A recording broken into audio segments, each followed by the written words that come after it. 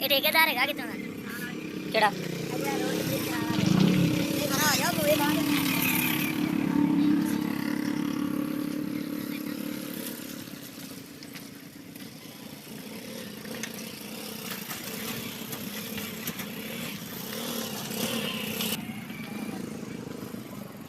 पहला number plate आ गई कि नहीं?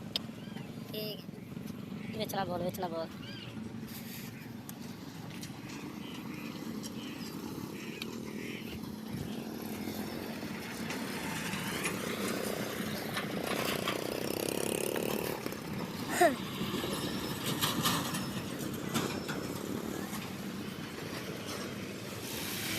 बंदा बच गया।